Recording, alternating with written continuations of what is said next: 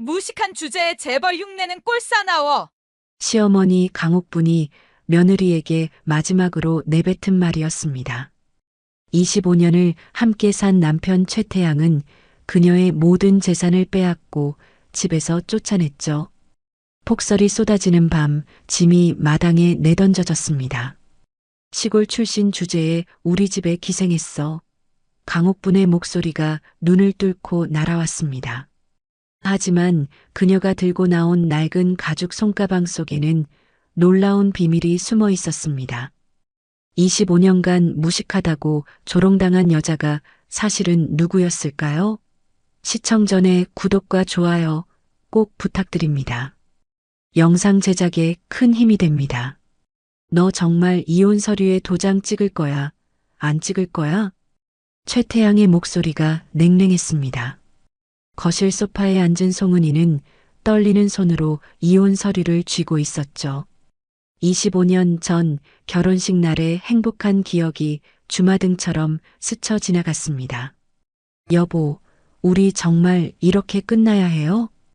은희의 목소리가 떨렸습니다. 눈가에 눈물이 맺혔죠. 하지만 최태양의 표정에는 어떤 미련도 보이지 않았습니다. 끝이고 뭐고 애초에 시작도 없었어. 그 말에 은희의 가슴이 철렁 내려앉았습니다.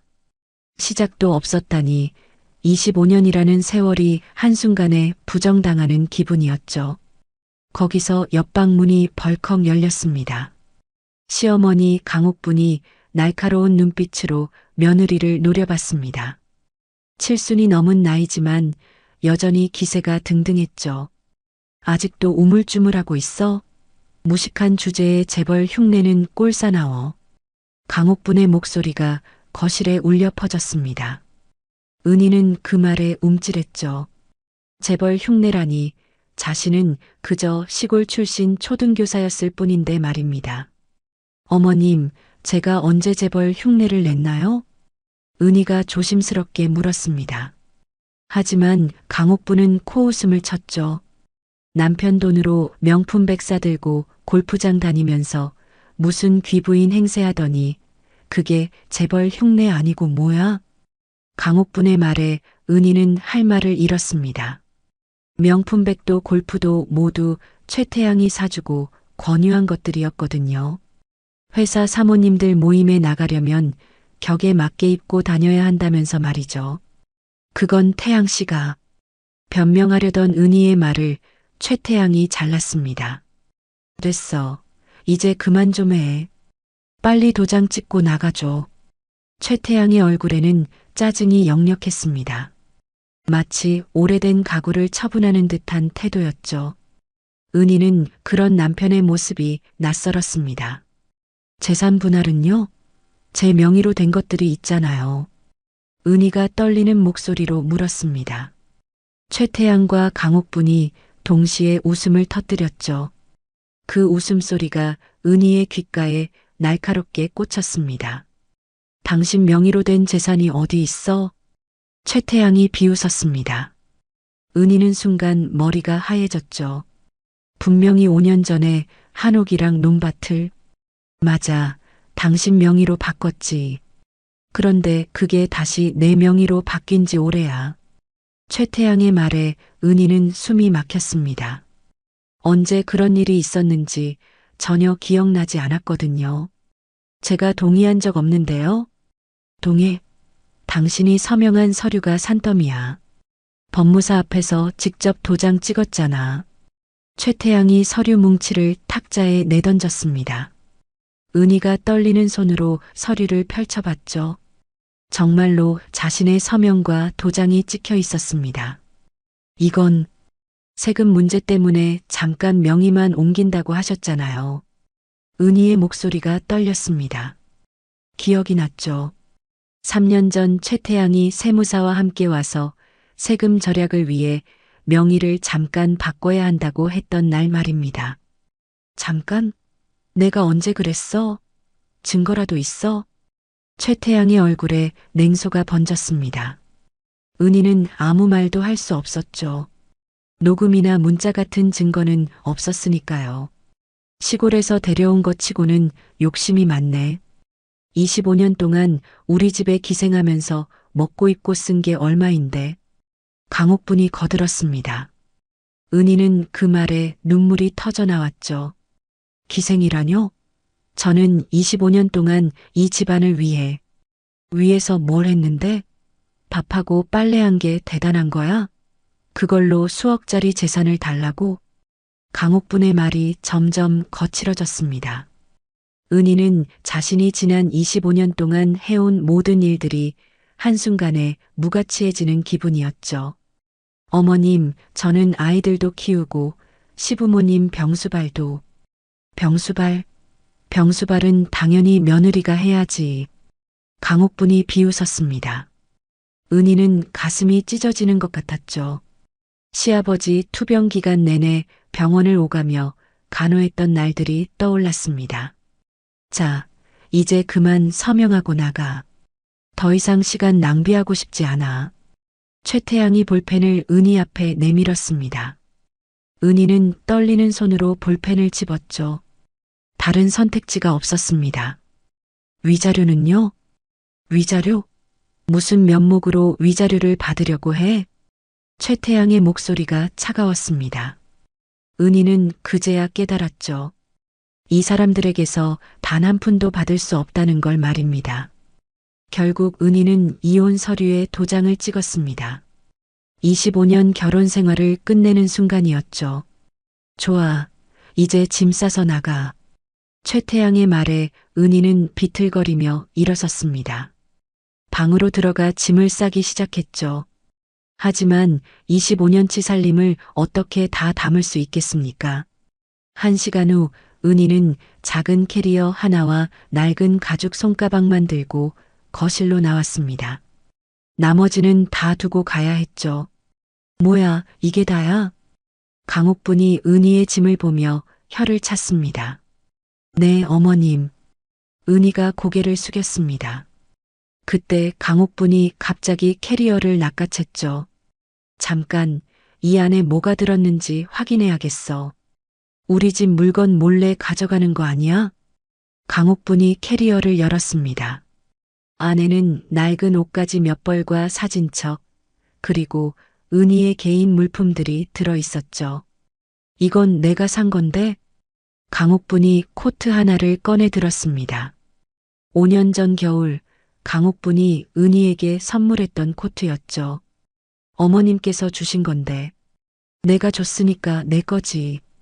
가져가지 마. 강옥분이 코트를 빼앗았습니다.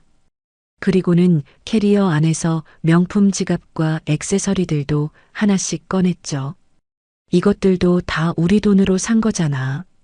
두고 가. 강옥분의 손이 빠르게 움직였습니다.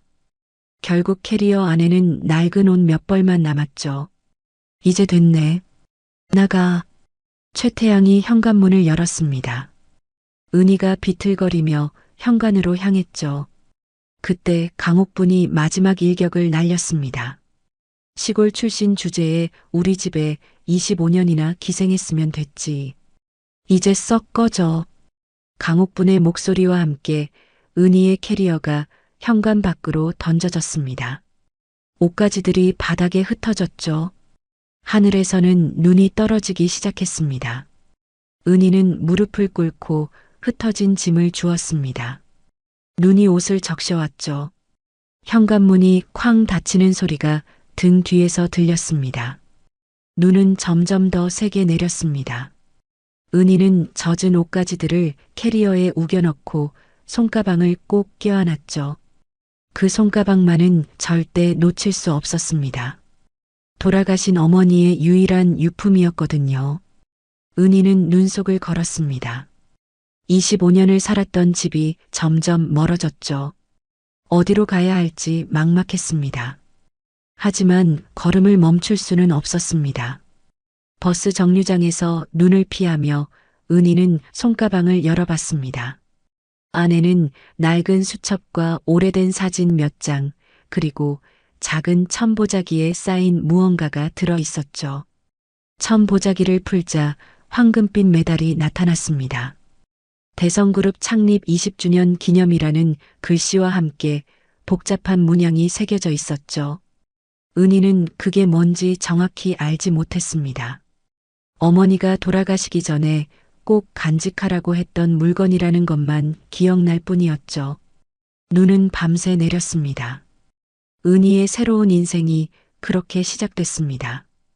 25년 전 충청남도 작은 시골 마을 초등학교 교정에서 은희는 아이들과 술래잡기를 하고 있었습니다. 갓 발령받은 신규 교사였죠. 25살의 은희는 꿈과 희망으로 가득했습니다. 선생님, 저 잡아봐요. 아이들의 웃음소리가 운동장에 퍼졌습니다. 은희도 함께 웃으며 아이들을 쫓아다녔죠. 그때 교무실에서 교감 선생님이 은희를 불렀습니다. 송 선생님, 잠깐 교무실로 올래요?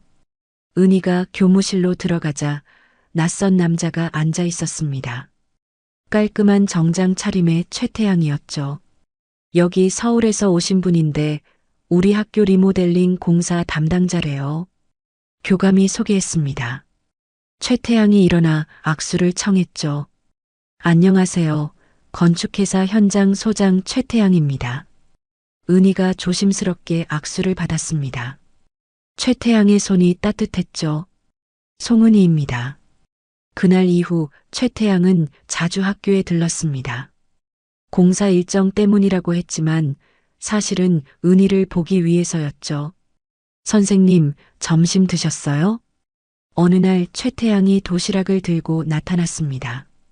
은희는 당황했죠. 아, 네. 근데 이건 제가 도시락 2개를 싸왔는데 혼자 먹기 뭐해서요. 같이 드실래요?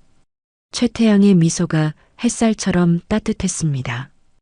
은희는 거절할 수 없었죠. 두 사람은 교정 벤치에 앉아 도시락을 먹었습니다. 최태양이 직접 싸온 김밥과 계란말이었죠. 맛있네요. 은희가 솔직하게 말했습니다. 최태양의 얼굴에 환한 미소가 번졌죠. 요리하는 거 좋아해요. 나중에 결혼하면 아내한테 매일 해줄 거예요. 그 말에 은희의 얼굴이 빨개졌습니다. 최태양이 자신을 보며 웃고 있었거든요. 3달 후 공사가 끝날 무렵 최태양이 정식으로 고백했습니다. 선생님, 저랑 사귀어 주실 수 있을까요? 운동장 벚나무 아래였습니다. 은희는 두근거리는 가슴을 진정시키며 대답했죠. 네, 좋아요. 두 사람의 연애는 순조로웠습니다. 최태양은 주말마다 시골까지 내려와 은희를 만났죠. 영화를 보고 산책을 하고 미래를 이야기했습니다. 1년 후 최태양이 프로포즈했습니다. 은희 씨, 저랑 결혼해 주세요. 서울로 올라와서 같이 살아요. 은희는 행복했습니다. 하지만 한 가지 걱정이 있었죠. 부모님은 뭐라고 하세요? 최태양의 표정이 잠깐 어두워졌습니다. 하지만 금방 밝은 표정으로 돌아왔죠. 처음엔 반대하셨는데 제가 설득했어요. 이제 괜찮아요. 그 말을 믿고 은희는 결혼을 결심했습니다. 돌아가신 부모님이 남겨주신 한옥과 논밭이 있었지만 사랑하는 사람과 함께하는 게 더 중요했죠. 결혼식 날 은희는 처음으로 시어머니 강옥분을 만났습니다. 강옥분의 첫마디가 차갑게 느껴졌죠. 학벌이 어떻게 되나요? 사범대학 나왔습니다. 은희가 정중하게 대답했습니다. 하지만 강옥분의 표정이 시큰둥했죠. 사범대? 어느 대학교? 지방 국립대학교입니다. 강옥분이 코웃음을 쳤습니다. 그 표정을 본 은희는 가슴이 철렁했죠. 결혼 후 서울 생활이 시작됐습니다. 최태양의 집은 강남의 30평대 아파트였죠. 시어머니와 함께 사는 집이었습니다. 첫날부터 강옥분의 잔소리가 시작됐습니다. 이불 깨는 것도 제대로 못해? 은희가 아침에 이불을 갠 모양이 마음에 들지 않았던 모양이었습니다. 죄송합니다, 어머님. 은희가 다시 이불을 갰습니다. 하지만 강옥부는 만족하지 않았죠. 에휴, 시골에서만 살아서 그래. 서울 사람들은 안 그래. 촌스럽기는. 그 말에 은희는 아무 말도 하지 못했습니다. 시간이 지나면서 최태양의 태도도 조금씩 변했습니다. 처음엔 은희를 감싸주던 최태양이 점점 어머니 편을 들기 시작했죠. 여보, 어머니 말씀이 틀린 건 아니잖아요. 좀 더 배우려고 노력해봐요. 은희는 서운했지만 참았습니다. 새로운 환경에 적응하려고 노력했죠. 결혼 3년 차, 최태양이 독립건축회사를 차리겠다고 했습니다. 은희야, 사업 자금이 필요해.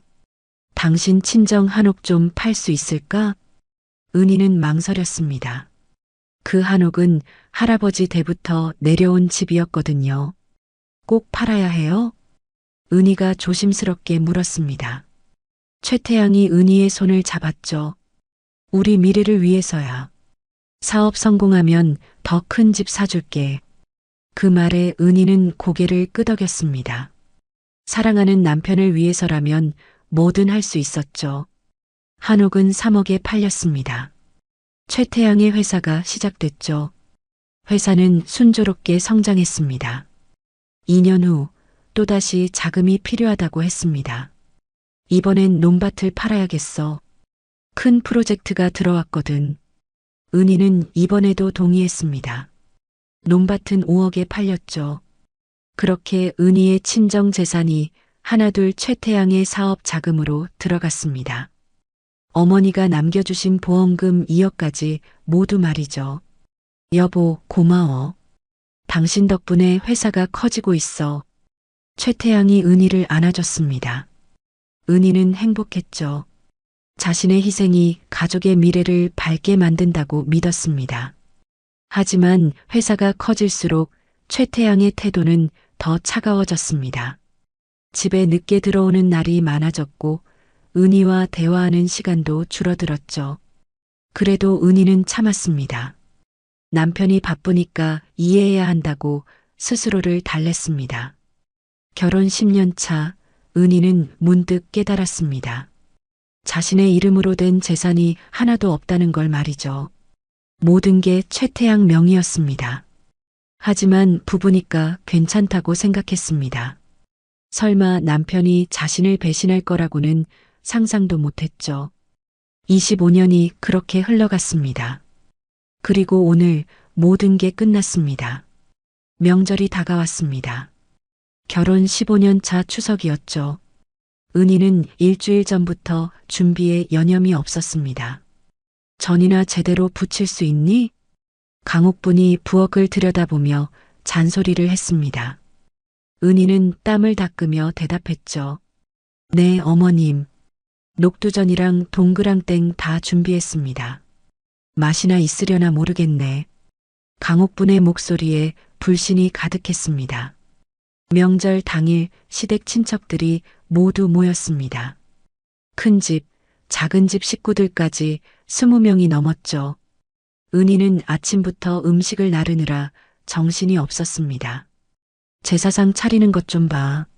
순서가 완전히 틀렸잖아. 강옥분이 친척들 앞에서 지적했습니다. 은희의 얼굴이 빨개졌죠. 죄송합니다, 어머님. 시골에서만 살아서 그래. 제대로 배운 게 없어. 강옥분의 목소리가 거실에 울려 퍼졌습니다. 친척들의 시선이 일제히 은희에게 쏠렸죠. 식사 시간이 됐습니다. 은희가 차린 음식을 보며 신우이가 한마디 했습니다. 이 나물간이 좀 싱거운데? 은희가 나물을 맛봤습니다. 간이 적당했죠. 하지만 변명할 수 없었습니다. 죄송해요. 제가 다시 할게요. 에휴, 됐어. 그냥 먹지 뭐. 신우이가 혀를 찼습니다. 은희는 부엌으로 들어가 눈물을 삼켰죠. 오후가 되자 친척 아이들이 모여 놀기 시작했습니다. 은희의 딸 최서영과 아들 최민석도 함께였죠. 당시 고등학생과 중학생이었습니다. 야, 너희 엄마 어느 대학 나왔어? 사촌 오빠가 물었습니다. 서영이가 대답했죠. 지방대 나왔어. 지방대? 그럼 공부 못했네. 그래서 아무것도 모르나 보다. 사촌 오빠의 말에 아이들이 키득거렸습니다. 서영이의 얼굴이 굳었죠. 그때 강옥분이 끼어들었습니다. 애들아, 할머니가 너희한테 말해줄 게 있어. 아이들이 강옥분 주위로 모였습니다. 은희는 부엌에서 그 모습을 지켜봤죠. 너희 엄마 말이야, 원래 시골에서 살았어. 촌스럽고 무식한 사람이었지. 강옥분의 목소리가 또렷하게 들렸습니다. 은희의 손에 들린 접시가 덜컹거렸죠. 진짜요, 할머니? 응, 그래서 할머니가 일일이 다 가르쳐줘야 했어. 밥하는 것부터 빨래하는 것까지. 강옥분이 자랑스럽게 말했습니다. 서영이의 얼굴이 새빨개졌죠. 할머니, 그런 말씀하지 마세요. 서영이가 떨리는 목소리로 항의했습니다. 하지만 강옥분은 멈추지 않았죠. 왜? 사실인데 뭐가 문제야? 너희 엄마가 부끄러운 줄 알아야지. 은희는 더 이상 참을 수 없었습니다. 거실로 나가려는 순간 최태양이 웃는 소리가 들렸죠. 하하, 어머니 말씀이 틀린 건 아니잖아요. 최태양의 말에 은희는 발걸음을 멈췄습니다. 남편까지 자신을 조롱한다니 믿을 수 없었죠. 여보, 그런 말 하지 마. 은희가 거실로 나가며 말했습니다. 하지만 최태양은 태연했죠. 뭐가? 어머니가 사실을 말씀하시는 건데. 친척들의 시선이 은희에게 집중됐습니다. 은희는 그 시선들이 너무 무거웠죠. 저도 대학은 나왔습니다. 은희가 조용히 말했습니다. 강옥분이 코웃음을 쳤죠. 대학? 지방 삼류대학이 무슨 대학이야. 서울에서는 인정도 안 해. 친척 중 한 명이 거들었습니다. 요즘 대학은 누구나 가잖아요. 중요한 건 어느 대학이냐죠. 맞아요, 맞아. 그러니까 며느리가 배운 게 없다는 거잖아. 강옥분이 만족스럽게 고개를 끄덕였습니다. 은희는 그 자리에 서 있을 수가 없었죠. 조용히 부엌으로 돌아갔습니다. 부엌에서 은희는 혼자 울었습니다. 서영이가 들어와 엄마를 껴안았죠. 엄마, 괜찮아요? 은희가 딸의 머리를 쓰다듬었습니다. 눈물을 닦으며 미소 지으려 애썼죠. 괜찮아, 서영아. 하지만 괜찮지 않았습니다. 가슴이 찢어지는 것 같았죠. 명절이 끝나고 친척들이 돌아갔습니다. 은희는 설거지를 하며 하루를 정리했죠. 그때 거실에서 최태양과 강옥분의 대화가 들렸습니다. 요즘 회사 잘 되지? 네, 어머니. 올해 매출이 작년보다 50% 늘었어요. 그럼 이제 좀 여유 있겠네. 며느리한테 용돈은 주니? 은희의 귀가 쫑긋해졌습니다. 결혼 후 한 번도 용돈을 받아본 적이 없었거든요. 용돈요? 필요한 거 있으면 말하라고 했는데 안 하던데요. 최태양의 말에 은희는 쓴웃음을 지었습니다. 필요한 게 있어도 말하기 어려운 분위기를 만들어 놓고는 말이죠. 그래도 체면이 있지. 며느리가 밖에 나갈 때 빈손으로 나가면 우리 집안 망신이야. 그럼 한 달에 30만 원 정도 줄까요? 30만 원? 요즘 세상에 그게 뭐야?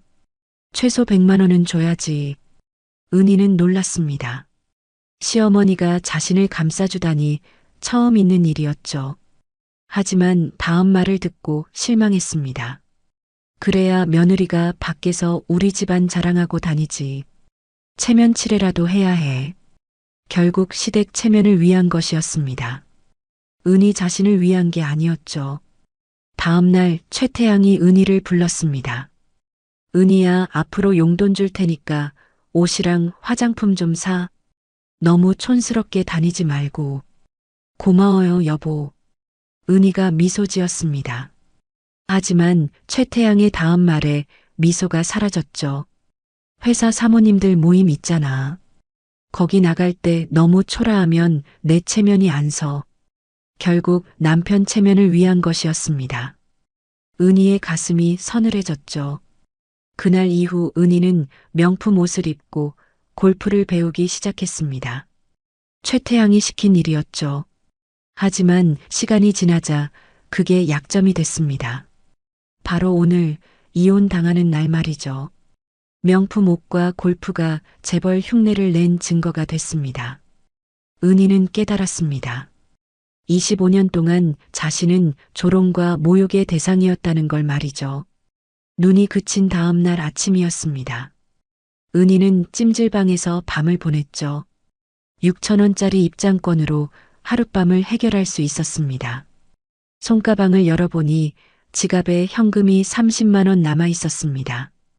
통장은 이미 최태양이 정리했다고 했죠.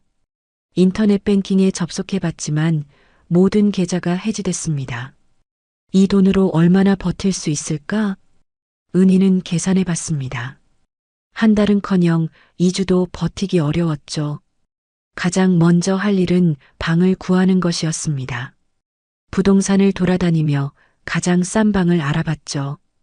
보증금 없이 월세만 내는 곳 없나요? 부동산 중개인이 은희를 위아래로 훑어봤습니다. 직장은 있으세요? 은희는 고개를 저었습니다. 중개인의 표정이 난처해졌죠. 그럼 좀 어렵네요. 집주인들이 보증금 없이는 안 받으려고 하거든요. 간신히 찾은 곳이 역세권 반지하 방이었습니다. 보증금 50만 원에 월세 30만 원, 화장실과 샤워실은 공용이었죠. 이거라도 급하게 나가실 거면 빨리 결정하세요. 오늘만 이 가격이에요. 은희는 선택의 여지가 없었습니다. 그날로 계약을 했죠. 손에 남은 돈은 겨우 몇만 원이었습니다. 반지하 방은 습하고 곰팡이 냄새가 났습니다. 창문은 땅 위에 있어서 사람들의 발만 보였죠. 침대라고 부르기 민망한 매트리스 하나와 낡은 옷장이 전부였습니다. 은희는 매트리스에 앉아 울었습니다. 25년 전 신혼집 침실이 떠올랐죠. 비록 좁았지만 따뜻했던 그곳이 말입니다. 하지만 울고만 있을 수는 없었습니다. 당장 내일 먹을 것이 문제였으니까요. 다음 날부터 은희는 일자리를 찾아다녔습니다. 편의점, 식당, 카페를 돌아다니며 구인 공고를 받죠. 죄송한데 저희는 좀 더 젊은 분을 원하거든요. 같은 대답이 10번도 넘게 반복됐습니다. 은희의 나이가 문제였죠. 일주일이 지나도록 일자리를 구하지 못했습니다. 손에 남은 돈으로 편의점 삼각김밥과 컵라면을 사 먹었죠. 하루 한 끼로 버텼습니다. 열흘째 되는 날, 은희는 새벽 5시에 일어났습니다.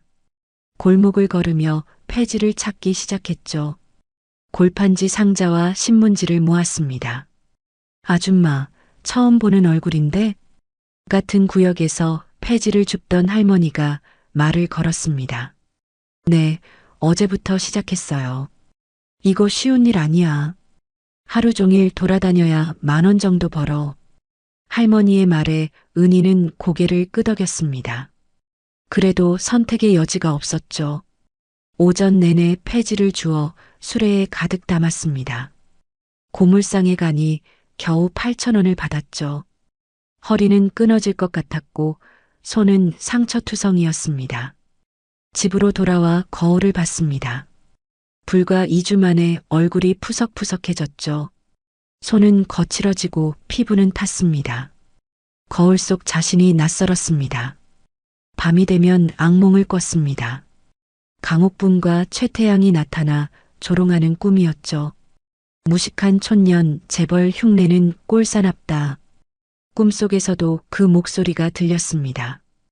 은희는 비명을 지르며 깼죠. 한 달이 지났습니다. 폐지 줍기와 편의점 야간 아르바이트로 하루하루를 버텼죠. 월세를 내고 나면 손에 남는 돈이 거의 없었습니다. 어느 토요일 오후였습니다. 은희는 한강 둔치를 지나가다 벤치에 앉아 쉬고 있었죠. 강바람이 상쾌했습니다. 그때 앞에서 비틀거리는 노신사가 보였습니다. 70대쯤 돼 보이는 양복 입은 남자였죠. 갑자기 그 남자가 쓰러졌습니다. 은희가 달려갔습니다. 아저씨, 괜찮으세요? 노신사는 의식이 없었습니다. 은희는 급히 119에 전화했죠. 여보세요. 한강 둔치에서 노인분이 쓰러졌어요. 빨리 와주세요. 은희는 노신사의 머리를 자신의 무릎에 올리고 구급차를 기다렸습니다. 손으로 그늘을 만들어 주었죠. 10분 후 구급차가 도착했습니다. 구급대원들이 노신사를 들것에 옮겼죠. 보호자세요? 아니요, 지나가다 발견했어요. 그럼 같이 가주실 수 있으세요? 신원 확인이 필요해서요. 은희는 고개를 끄덕였습니다. 구급차를 타고 병원으로 향했죠. 응급실에 도착해 의사들이 노신사를 검사했습니다. 은희는 밖에서 기다렸죠. 1시간 후 의사가 나왔습니다. 다행히 큰 문제는 없어요. 탈수와 저혈당이었네요. 그제야 은희는 안도의 한숨을 쉬었습니다. 신원 확인 좀 해주실 수 있나요? 지갑을 확인해야 하거든요. 은희가 노신사의 양복 주머니에서 지갑을 꺼냈습니다. 명함이 들어 있었죠. 대성그룹 비서실 실장 박정훈. 은희는 놀랐습니다. 대성그룹이라니 대한민국 10대 재벌 중 하나였죠. 그때 은희의 손가방이 의자에서 떨어졌습니다. 안에서 천보자기가 흘러나왔죠. 보자기가 풀리면서 금메달이 바닥에 굴렀습니다. 은희가 황급히 주우려는 순간 침대에서 노신사가 눈을 떴습니다. 금메달을 본 그의 눈이 커졌죠. 저게. 노신사가 떨리는 손으로 금메달을 가리켰습니다. 은희는 금메달을 집어들었죠. 죄송해요. 제 물건이에요. 잠깐, 그거 좀 보여주실 수 있나요? 노신사의 목소리가 간절했습니다. 은희는 금메달을 건네줬죠. 노신사가 금메달을 떨리는 손으로 받아들었습니다. 자세히 살펴보더니 얼굴이 새하얘졌죠. 이건 대성그룹 창립 20주년 기념 메달이야. 어디서 났어요? 어머니 유품이에요. 노신사의 표정이 충격으로 일그러졌습니다. 어머님 성함이 어떻게 되시죠?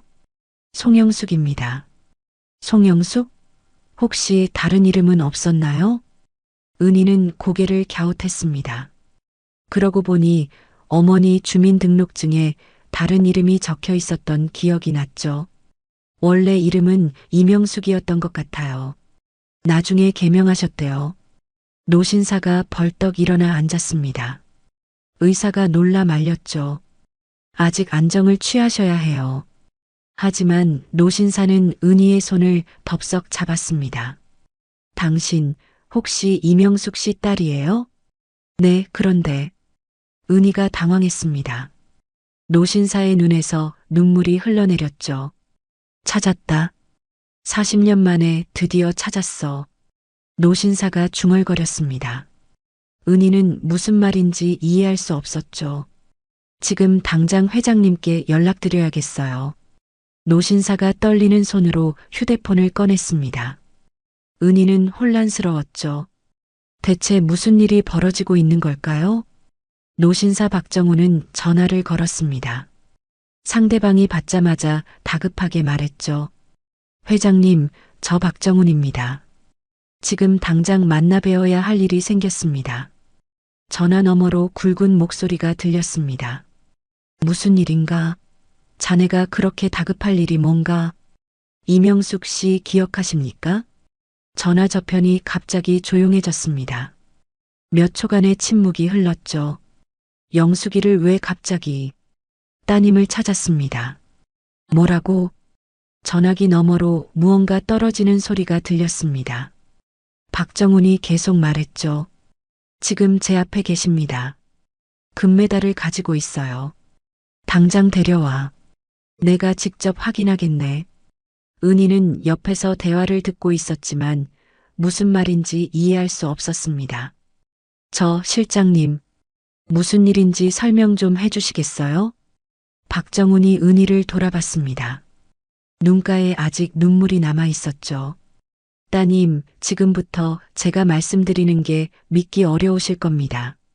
은희는 긴장한 표정으로 고개를 끄덕였습니다.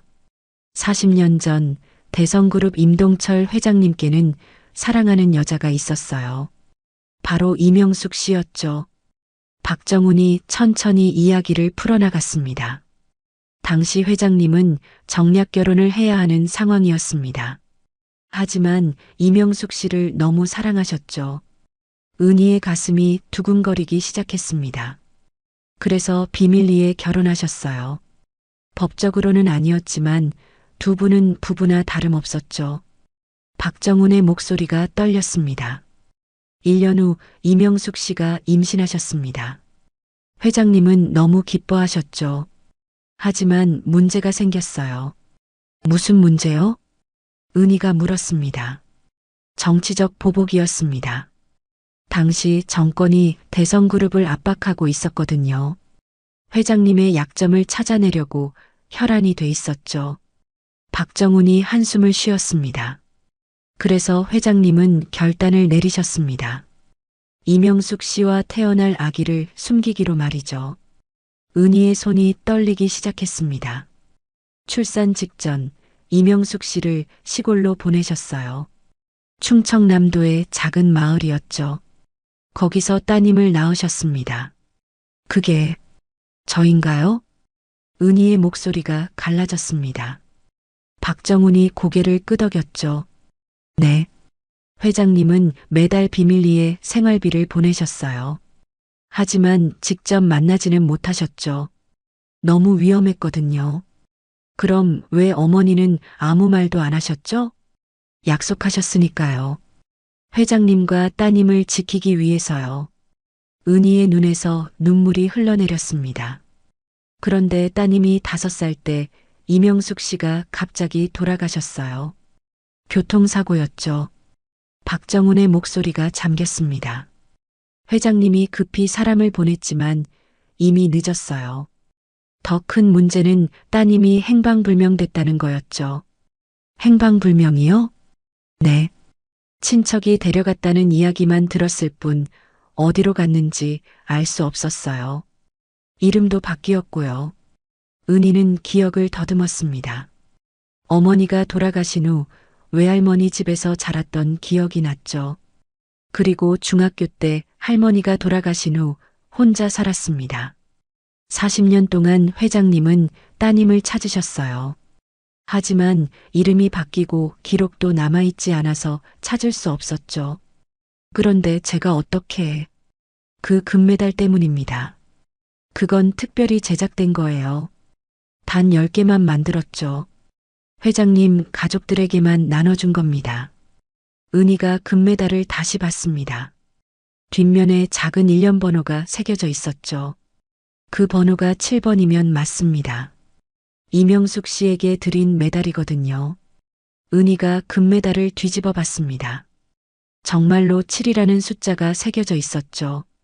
그럼 정말 제가 네. 따님은 대성그룹 임동철 회장님의 외동딸입니다. 은희는 그 자리에 주저앉았습니다. 믿을 수가 없었죠. 1시간 후 은희는 박정훈과 함께 고급 세단에 올라탔습니다. 강남 대성그룹 본사로 향하는 길이었죠. 차창 밖으로 서울 야경이 펼쳐졌습니다. 50층 대성타워가 하늘을 찌를 듯 솟아 있었죠. 은희는 저 건물을 수도 없이 봤지만 자신과 관계 있을 거라곤 상상도 못했습니다. 본사에 도착하자 직원들이 줄지어 서서 기다리고 있었습니다. 은희의 초라한 차림새를 보고 놀라는 표정들이었죠. 전용 엘리베이터를 타고 최고층으로 올라갔습니다. 문이 열리자 넓은 복도가 나타났죠. 복도 끝에 회장실 문이 보였습니다. 박정훈이 문을 노크했습니다. 회장님 모시고 왔습니다. 들어오게. 문이 열렸습니다. 넓은 회장실 안에 75세쯤 돼 보이는 노신사가 서 있었죠. 임동철 회장이었습니다. 회장의 눈이 은희를 보는 순간 커졌습니다. 천천히 다가왔죠. 영숙이를 닮았구나. 임동철의 목소리가 떨렸습니다. 은희도 떨리는 마음으로 그를 마주봤죠. 정말 제가 회장님 딸인가요? 확인해 보자. 임동철이 옆방으로 안내했습니다. 의료진이 대기하고 있었죠. DNA 검사를 하겠네. 결과는 3시간이면 나온다네. 은희는 고개를 끄덕였습니다. 간호사가 혈액을 채취했죠. 기다리는 동안 임동철은 은희에게 과거 이야기를 들려줬습니다. 자네 어머니는 내 인생의 유일한 사랑이었네. 지금도 그리워. 임동철의 눈가가 붉어졌습니다. 정략 결혼을 해야 했지만 마음은 항상 영숙이에게 있었지. 자네가 태어났을 때 얼마나 기뻤는지 몰라. 그럼 왜 저를 찾지 않으셨어요? 찾았네. 40년 동안 멈추지 않고 찾았어. 하지만 이름이 바뀌고 기록이 없어서 찾을 수 없었지. 임동철의 목소리에 후회가 묻어났습니다. 미안하네. 내가 자네를 제대로 지켜주지 못해서. 은희는 울컥했습니다. 평생 아버지가 누군지 몰랐는데 이제야 만났으니까요. 3시간이 지났습니다. 의료진이 결과지를 들고 왔죠. 회장님, 결과가 나왔습니다. 임동철이 떨리는 손으로 결과지를 받았습니다. 눈으로 내용을 확인하더니 눈물을 흘렸죠. 99% 일치합니다. 친자가 맞습니다. 임동철이 은희를 껴안았습니다. 40년 만에 재회였죠. 내 딸 송은이. 아니, 이문희. 은희도 울음을 터뜨렸습니다. 평생 외로웠던 마음이 녹아내리는 것 같았죠. 이제부터 자네는 대성그룹의 유일한 상속녀일세. 임동철이 은희의 어깨를 잡고 말했습니다. 재산이 얼마나 되는지 아나? 은희는 고개를 저었습니다. 대성그룹 지분 35%, 시가로 8조 원이네. 부동산과 현금이 5천억 정도 되지. 은희는 숨이 막혔습니다.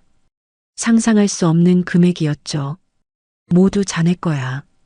법적으로 정리하는데 시간이 좀 걸리겠지만 말이야. 은희는 현실감이 없었습니다. 며칠 전까지 폐지를 줍던 자신이 갑자기 수조 원의 상속녀가 됐다니 말이죠. 그런데 한 가지 궁금한 게 있네. 자네 결혼했다면서? 은희의 표정이 어두워졌습니다. 지난 25년이 떠올랐죠. 이혼했습니다. 왜? 은희는 최태양과 강옥분 이야기를 꺼냈습니다. 25년간의 조롱, 재산 약탈, 그리고 추방까지 모든 것을 말했죠. 임동철의 얼굴이 점점 굳어갔습니다. 분노가 치밀어 오르는 게 보였죠.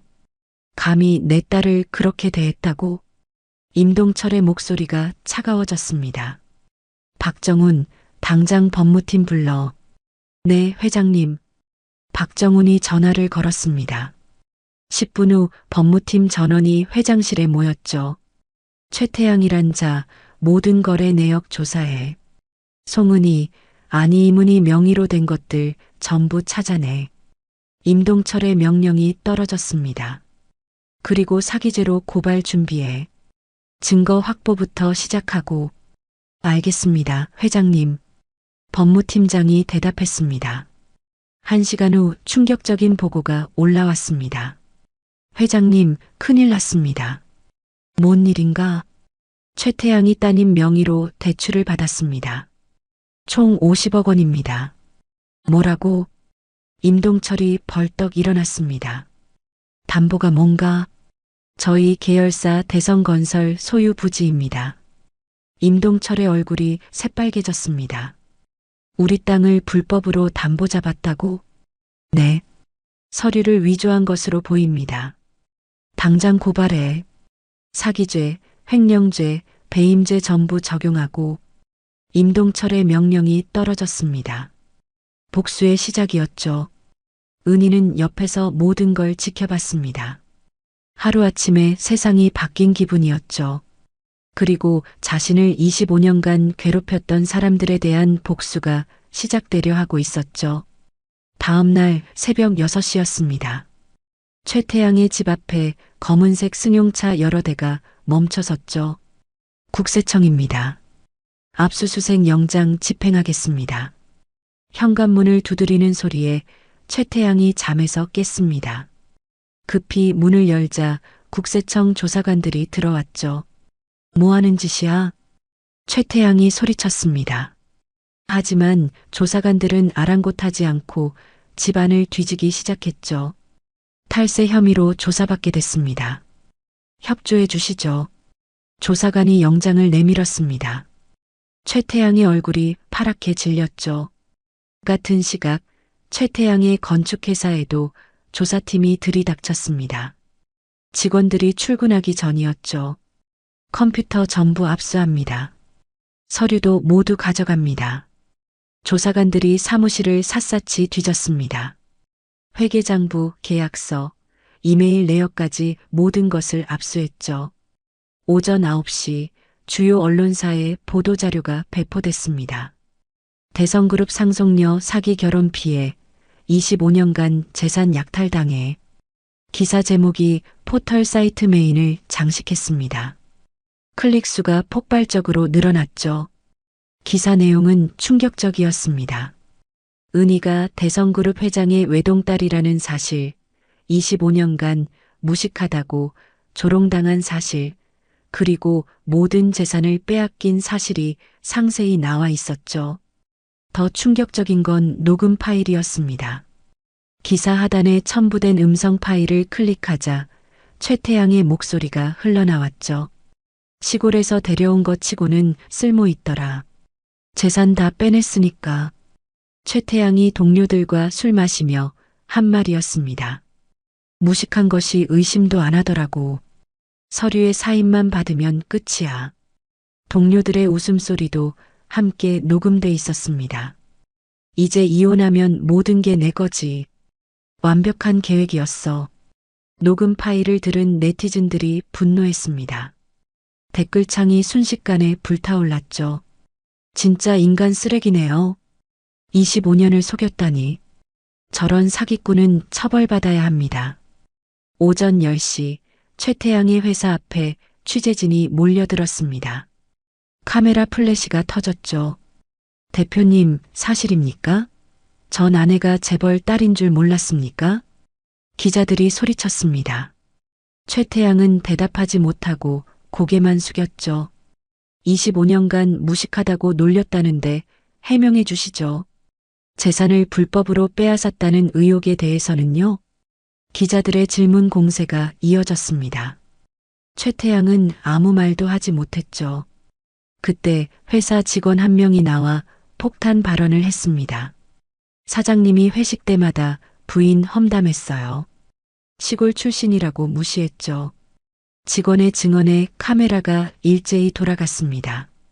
부인 재산으로 회사 키웠으면서 고마워하지는 않고 놀리기만 했어요. 직원의 말이 계속됐습니다. 최태양은 그 자리에서 무너졌죠. 오후 2시 더 큰 폭탄이 터졌습니다. 대성그룹이 공식 입장을 발표한 것이죠. 저희 이문희 부회장에 대한 사기 및 재산 약탈 행위에 대해 강력히 대응하겠습니다. 대성그룹 대변인이 기자회견을 열었습니다. 최태양 씨에 대한 형사 고발을 진행했으며 모든 불법 거래를 무효화하겠습니다. 기자들이 손을 들었습니다. 최태양 씨 회사와의 거래는 어떻게 되나요? 즉시 중단합니다. 대성그룹 계열사 전체가 거래를 끊을 것입니다. 대변인의 말에 취재진이 웅성거렸죠. 대성그룹은 계열사만 50개가 넘었죠. 거래 중단은 중소기업에게 치명타였습니다. 또한 최태양 씨가 담보로 잡은 대성건설 부지는 불법이므로 법적 조치를 취하겠습니다. 대변인이 단호하게 말했습니다. 오후 3시 최태양의 휴대폰이 불타기 시작했습니다. 거래처에서 전화가 쏟아졌죠. 대표님, 우리 계약 취소해야겠어요. 대성그룹이 거래 끊는다는데 우리도 위험해요. 한 거래처가 말했습니다. 조금만 기다려줘요. 해명할 기회를 주면 안 됩니다. 이미 결정했어요. 계약금은 돌려드리죠. 전화가 끊겼습니다. 이런 전화가 연이어 왔죠. 30분 만에 10개 넘는 계약이 취소됐습니다. 저녁 6시 은행에서 연락이 왔습니다. 최 대표님, 대출 상환 일정 조정해야겠습니다. 은행 담당자의 목소리가 차가웠습니다. 무슨 말씀이세요? 담보부지가 불법으로 취득된 거라 즉시 변제하셔야 합니다. 즉시요? 분할 상환은 안 됩니까? 안 됩니다. 일시 변제만 가능합니다. 원금과 이자 포함해서 63억 원입니다. 최태양은 그 자리에서 주저앉았습니다. 63억을 당장 마련할 방법이 없었거든요. 같은 시각 최태양의 집에서 강옥분이 텔레비전을 보고 있었습니다. 저녁 뉴스가 나오고 있었죠. 오늘의 주요 뉴스입니다. 대성그룹 상속녀가 25년간 사기 결혼 피해를 당한 사실이 알려지면서 전국이 충격에 빠졌습니다. 앵커의 목소리가 울려 퍼졌습니다. 피해자 이문희 씨는 시댁으로부터 무식한 촌년이라는 모욕을 당하며 살았습니다. 화면에 은희의 사진이 나왔습니다. 강옥분의 얼굴이 하얗게 변했죠. 하지만 알고 보니 대성그룹 임동철 회장의 외동딸이었습니다. 앵커가 계속 말했습니다. 강옥분은 리모컨을 떨어뜨렸죠. 저게 무슨... 강옥분이 중얼거렸습니다. 그때 초인종이 울렸습니다. 문을 열자 은행 직원들이 서 있었습니다. 강옥분 씨 맞으십니까? 네, 그런데요. 주택담보대출 연체로 압류통지서 전달하러 왔습니다. 직원이 서류를 내밀었습니다. 강옥분은 서류를 받아보다가 비명을 질렀죠. 뭐라고? 압류라고? 일주일 안에 50억을 변제하지 않으시면 경매로 넘어갑니다. 직원이 차갑게 말했습니다. 50억을 어떻게 일주일 안에 마련해요? 그건 저희가 상관할 바 아닙니다. 직원들이 돌아갔습니다. 강옥분은 그 자리에서 주저앉았죠. 이게 무슨 일이야? 강옥분이 떨리는 손으로 최태양에게 전화했습니다. 아들아, 우리 큰일 났어. 알아요, 어머니. 저도 지금 난리예요. 어떻게? 집을 빼앗긴다는데. 모르겠어요. 돈을 구할 방법이 없어요. 최태양의 목소리에 절망이 묻어났습니다. 그때 옆집 아줌마가 담을 넘어 소리쳤습니다. 금자 씨, 뉴스 봤어요? 며느리가 재벌 딸이었다면서요? 강옥분은 대답할 수 없었습니다. 얼굴이 화끈거렸죠. 25년 동안 무식하다고 놀렸는데 알고 보니 여기서 제일 잘난 사람이었네요. 아줌마의 말에 강옥분은 귀를 막고 싶었습니다. 모든 게 끝났습니다. 하루 만에 최태양의 인생이 무너져 내렸죠. 그리고 이건 시작에 불과했습니다. 진짜 복수는 이제부터였으니까요. 3주 후 서울중앙지방법원 대법정이었습니다. 최태양의 첫 공판이 열리는 날이었죠. 방청석이 가득 찼습니다. 취재진과 일반인들로 북적였죠. 모두 이 사건에 관심이 뜨거웠습니다. 피고인 입장하십시오. 판사의 목소리가 울려 퍼졌습니다. 최태양이 수갑을 찬 채 들어왔죠. 얼굴은 초췌했고 눈가에 다크서클이 짙었습니다. 3주 동안 구치소에 있었거든요. 보석은 기각됐습니다. 증거인멸 우려가 있다는 이유였죠.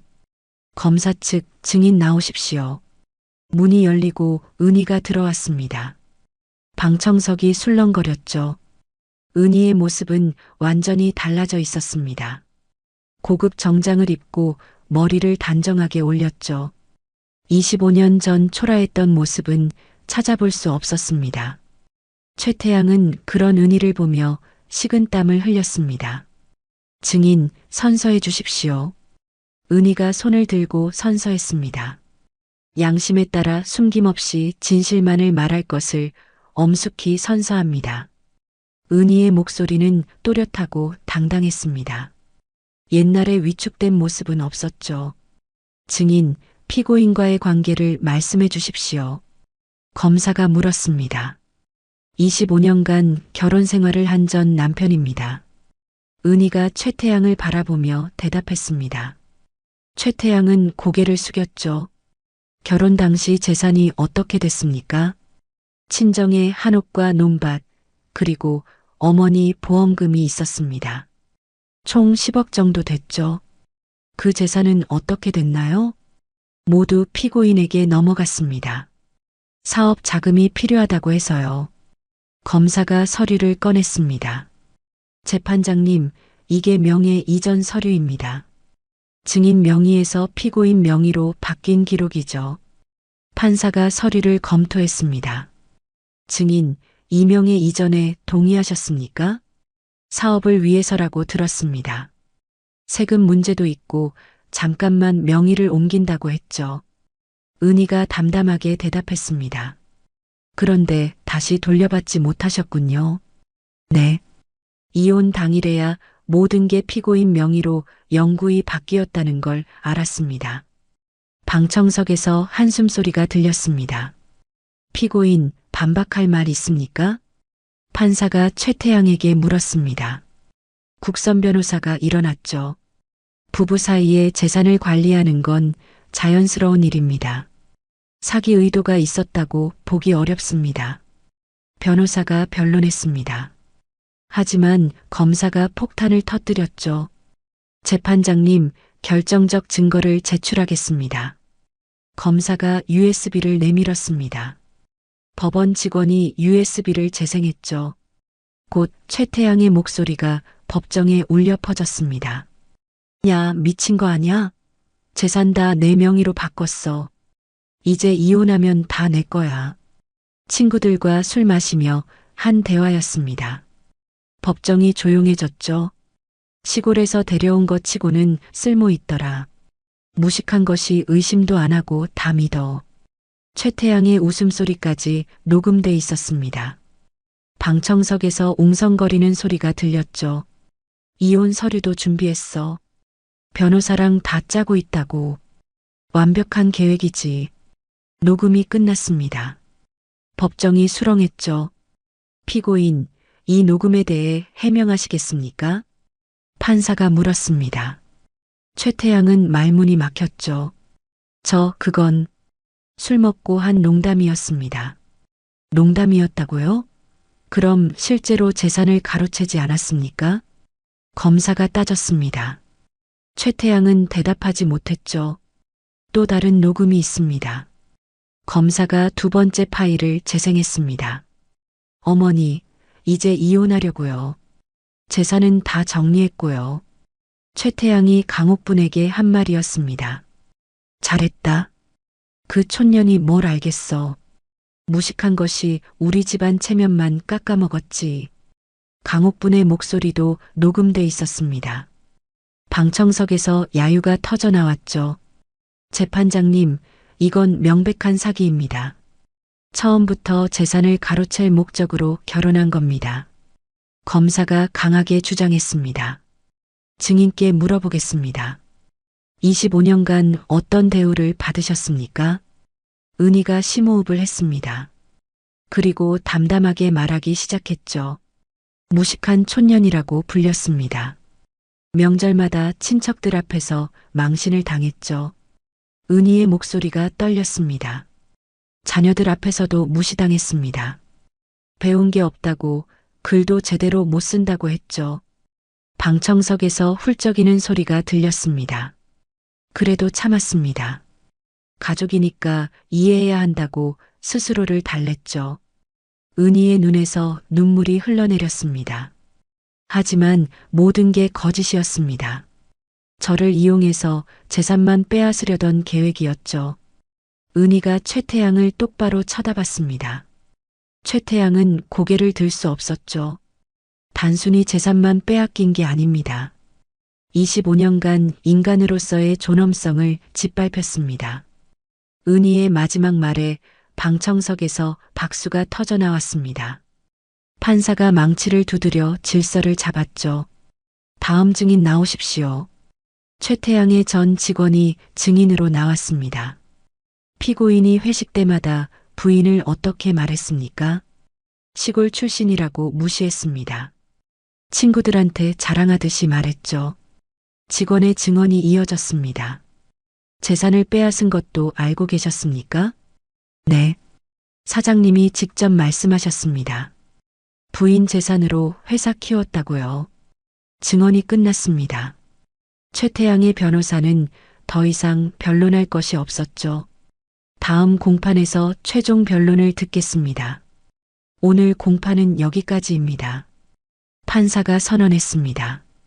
2주 후 최종 변론이 있었습니다. 은희가 직접 발언권을 신청했죠. 재판장님, 제가 직접 말씀드리고 싶습니다. 판사가 허락했습니다. 은희가 일어나 천천히 말하기 시작했죠.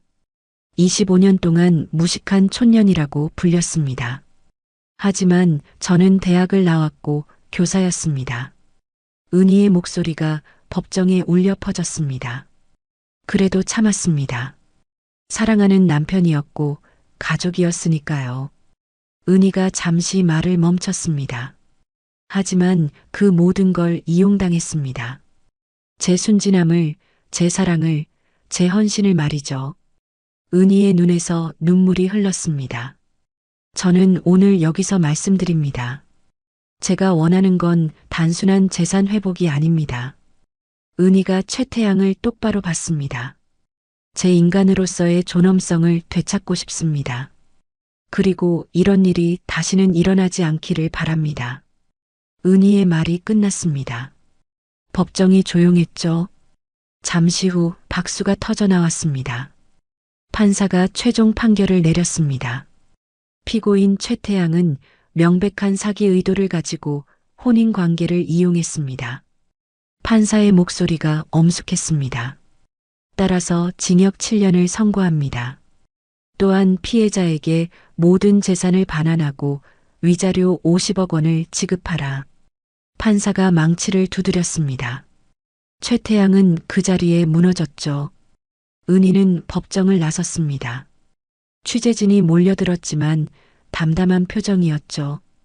그날 저녁 은희는 병원으로 향했습니다. 강옥분이 입원해 있다는 소식을 들었거든요. 중환자실에 강옥분이 누워 있었습니다. 심장마비로 쓰러졌다고 했죠. 보호자 없으십니까? 간호사가 물었습니다. 제가 있습니다. 은희가 대답했습니다. 간호사가 놀란 표정을 지었죠. 수술비가 3천만 원 정도 듭니다. 보험이 없으셔서 제가 내겠습니다. 은희의 말에 간호사가 감동했습니다. 정말이세요? 그렇게 괴롭히신 분인데 생명은 소중하니까요. 은희가 담담하게 말했습니다. 수술이 진행됐습니다. 은희는 밤새 병원에서 기다렸죠. 다음 날 아침 강옥분이 깨어났습니다. 은희를 보고 눈물을 흘렸죠. 미안해. 정말 미안해. 강옥분이 떨리는 목소리로 말했습니다. 이제 됐어요. 은희가 조용히 대답했습니다. 복수는 끝났습니다. 이제 새로운 시작이었죠. 판결이 난 지 3개월이 지났습니다. 은희는 대성그룹 부회장으로 정식 취임했죠. 서울 강남의 새로운 건물이 문을 열었습니다. 이문희 복지재단 본부였죠. 10층짜리 건물 전체가 재단 사무실이었습니다. 개관식 날 수백 명의 사람들이 모였습니다. 정치인, 기업인, 언론사 대표들이 참석했죠. 이제 이문희 이사장님의 개회사를 듣겠습니다. 사회자가 은희를 소개했습니다. 은희가 단상에 올랐죠. 청중들이 박수를 보냈습니다. 은희는 한번 심호흡하고 입을 열었죠. 안녕하세요. 복지재단 이사장 이문희입니다. 은희의 목소리가 당당했습니다. 제가 이 자리에 서기까지 긴 시간이 걸렸습니다. 25년 동안 무식하다는 말을 들으며 살았죠. 그 말이 얼마나 아픈지 압니다. 하지만 더 아픈 건 사람을 무시하는 마음이었습니다. 오늘 저는 약속합니다. 이 재단이 학대 피해자들의 든든한 버팀목이 되겠다고요. 박수가 터져 나왔습니다. 경제적 학대, 가정폭력, 정서적 학대로 고통받는 모든 분들을 돕겠습니다. 법률 지원, 경제 자립 프로그램, 심리 치료까지 종합적으로 지원하겠습니다. 청중들이 감동한 표정으로 은희를 바라봤습니다. 저도 피해자였습니다. 하지만 이제는 생존자입니다. 그리고 다른 피해자들의 구원자가 되고 싶습니다. 은희의 연설이 끝났습니다. 기립박수가 이어졌죠. 재단 출범 첫 주에 지원 신청이 쇄도했습니다. 500건이 넘었죠. 은희는 직원들과 함께 신청서를 검토했습니다. 이분은 남편한테 20년간 경제적 학대를 당하셨네요. 생활비도 제대로 못 받으셨대요. 직원이 보고했습니다. 은희는 고개를 끄덕였죠. 법률 지원팀과 연결해 주세요. 이혼 소송부터 도와드려야겠어요. 은희의 지시가 떨어졌습니다. 또 다른 신청서를 검토했습니다. 이분은 시댁 식구들한테 10년간 언어폭력을 당하셨어요. 우울증까지 생겼대요. 그럼 심리치료 프로그램에 등록하세요. 상담사를 배정하고요. 은희가 차분하게 지시했습니다. 이사장님, 이분은 남편이 재산을 몰래 처분했대요. 집도 팔아버렸고요. 법무팀한테 의뢰하세요. 재산 추적부터 시작하고 형사 고발도 준비하고요. 은희의 목소리에 힘이 실렸습니다. 자신이 겪었던 일이었으니까요. 석 달이 지났습니다. 재단의 첫 성과가 나오기 시작했죠. 어느 날 한 여성이 재단을 찾아왔습니다. 40대 초반의 김현주 씨였습니다. 이사장님, 저 현주예요. 기억하세요? 은희가 고개를 갸웃했습니다. 현주가 웃으며 말했죠. 3개월 전에 지원 신청했던 사람이에요. 남편한테 재산 다 빼앗기고 쫓겨났었죠. 은희가 기억해냈습니다. 자신과 비슷한 처지였던 여성이었죠. 아, 맞아요. 그런데 어떻게 지내세요? 현주의 얼굴이 밝았습니다. 3개월 전과는 완전히 달라 보였죠. 재단 덕분에 소송에서 이겼어요. 재산도 절반 돌려받았고요. 정말요? 축하드려요. 은희가 진심으로 기뻐했습니다. 그뿐만 아니에요. 창업 자금도 지원받아서 작은 카페를 열었어요. 현주가 명함을 건넸습니다. 카페 사장님 명함이었죠. 이사장님 덕분에 새 삶을 시작했어요. 정말 감사합니다.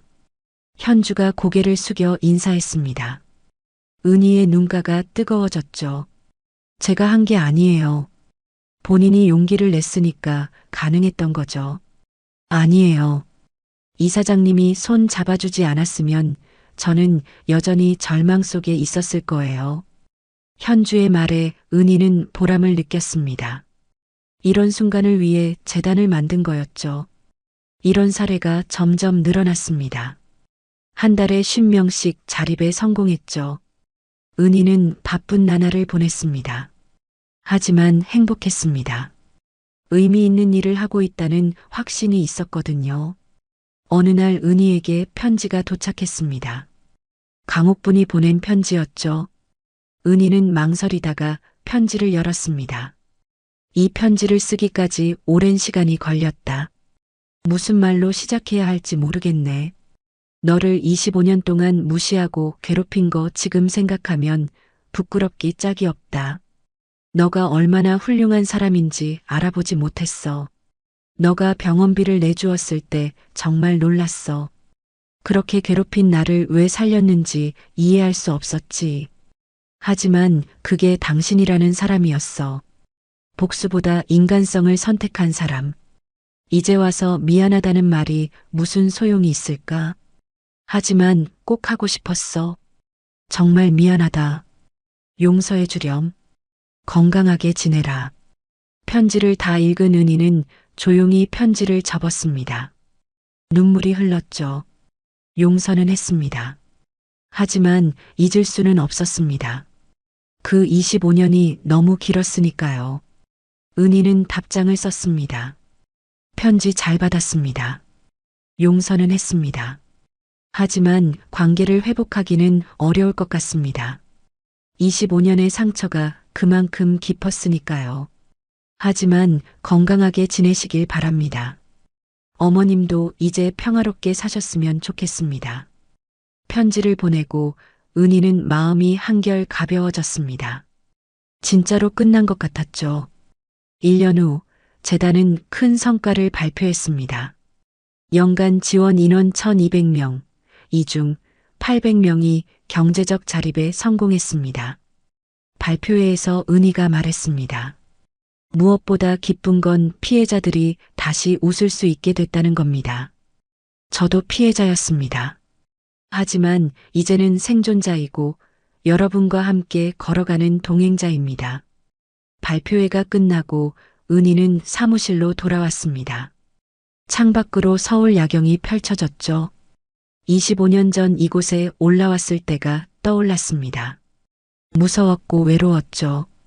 하지만 이제는 달랐습니다. 문을 두드리는 소리가 들렸습니다. 들어오세요. 문이 열리고 딸 서영이와 아들 민석이가 들어왔습니다. 이제 성인이 된 두 자녀였죠. 엄마, 축하해요. 서영이가 꽃다발을 건넸습니다. 재단 1주년이라면서요. 정말 자랑스러워요. 민석이도 웃으며 말했습니다. 고마워, 얘들아. 은희가 아이들을 껴안았습니다. 3년 전 이혼 후 소원했던 관계가 이제는 회복됐죠. 엄마, 그때 미안했어요. 우리가 너무 어려서 엄마 편을 못 들어줘서. 서영이의 눈에 눈물이 맺혔습니다. 괜찮아. 너희도 어려웠을 거야. 은희가 딸의 머리를 쓰다듬었습니다. 이제 엄마가 정말 멋있어요. 다른 사람들 돕는 거 보면 존경스러워요.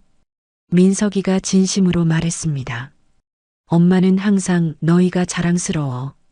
은희가 아이들을 바라보며 미소 지었습니다.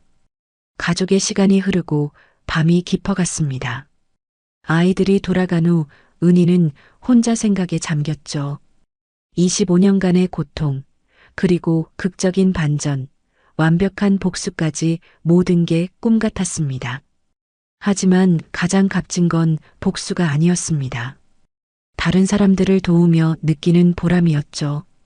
은희는 창밖을 바라봤습니다. 수많은 불빛이 반짝이고 있었죠. 저 불빛 하나하나가 누군가의 인생이었습니다. 그 중에는 지금도 학대받으며 고통받는 사람들이 있을 겁니다. 은희는 그들의 손을 잡아주고 싶었죠. 휴대폰이 울렸습니다. 아버지 임동철 회장이었습니다. 딸 축하하네. 뉴스 봤어. 고마워요, 아버지.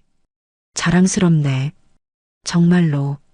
임동철의 목소리에 감동이 묻어났습니다. 다음 주에 이사회가 있네. 자네를 대성그룹 부회장으로 정식 선임하려고 해. 은희는 잠시 망설였습니다. 하지만 곧 답을 했죠. 감사합니다. 최선을 다하겠습니다. 그래, 우리 함께 더 나은 세상을 만들어 보세. 아버지의 말에 은희는 고개를 끄덕였습니다. 전화를 끊고 은희는 다시 창밖을 바라봤습니다. 새벽이 밝아오고 있었죠. 25년간의 어둠이 끝났습니다. 이제 빛나는 미래가 기다리고 있었죠. 무식하다고 조롱당했던 여자가 이제는 수천 명의 희망이 됐습니다. 피해자에서 생존자로 그리고 구원자로 거듭났죠. 진짜 복수는 잘 사는 것이었습니다. 당당하게, 의미 있게, 행복하게 말이죠. 은희는 미소를 지었습니다. 그리고 새로운 하루를 맞을 준비를 했죠. 오늘 이야기가 좋으셨다면 구독과 좋아요, 알람 설정 잊지 마시고 소중한 댓글 하나가 큰 힘이 됩니다. 시청해 주셔서 진심으로 감사드립니다.